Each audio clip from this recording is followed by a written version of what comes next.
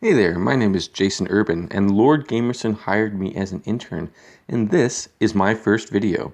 In this video, I'm going to break down Sony's newest video game system that releases later this year, the PlayStation 5. At this time, price and release are unknown. The solid-state drive is 825 gigabytes, so that will be your storage space for the PlayStation 5. The SSD is expandable. Just like you can get an additional hard drive for your PlayStation 4, you can also get an additional SSD for your PlayStation 5. The bandwidth for the PlayStation 5 is at least 5 gigabytes a second.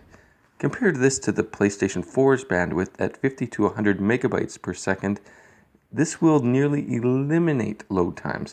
Games will run faster and smoother, and even bigger worlds can be designed.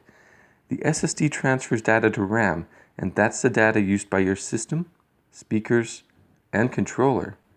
The GPU, or graphical processing unit, relates to the system graphics. The PS5 GPU has 10.3 teraflops. The individual units have more than 60% more transistors than the PS4. The transistors directly correlate to system performance. The PlayStation 5 GPU supports 4 and 8K gaming with up to 120 games per second. Ray tracing is supported with the PS5. Ray tracing simulates in real time how individual light rays and sound interact with the environment. This is most evident in shadows.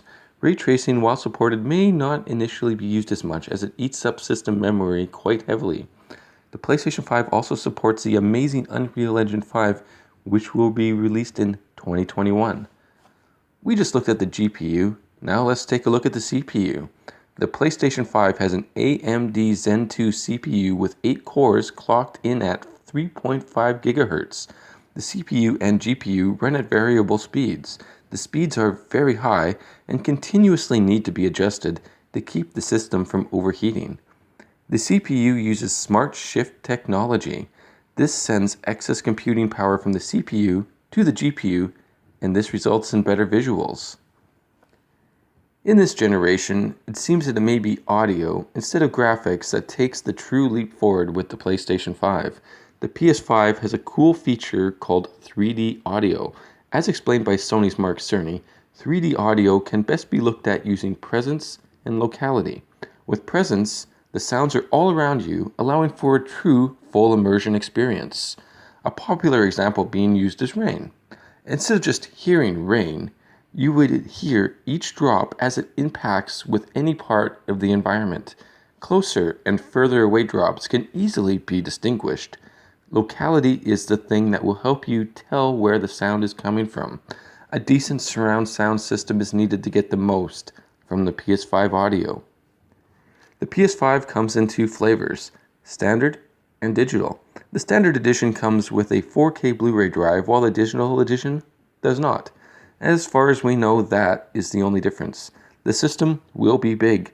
According to a nice little chart from IGN, the height is 15.74 inches, the length is 3.97 inches, and the width is 8.79 inches.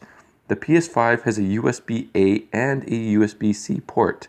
The USB-C port is used for charging your controller. The standard edition has the standard power and eject button. The DualShock is dead. Long live the DualSense. Unless it's crap, then bring back the DualShock, but I'm 95% sure it will be awesome. The PS5 uses haptic feedback. Haptics provide a physical feedback more advanced than your basic rumble.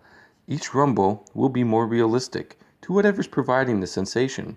In Gran Turismo, you would feel major differences between the road, the gravel, and the grass. The adaptive triggers offer the necessary resistance based on your in-game activity. Pulling back on an arrow will give increased resistance as you pull. These are the main new features. Other little details include the share button, which has been renamed the create button. The built-in microphone doesn't need a headset. The controller charges via USB cable, and the light bar is cool. Most PS4 games will be backwards compatible on the PS5, and it's backwards compatible with VR. And that's that. The main features of the PS5. Not all the information has come out yet. Subscribe to Lord Gamerson channel for updates.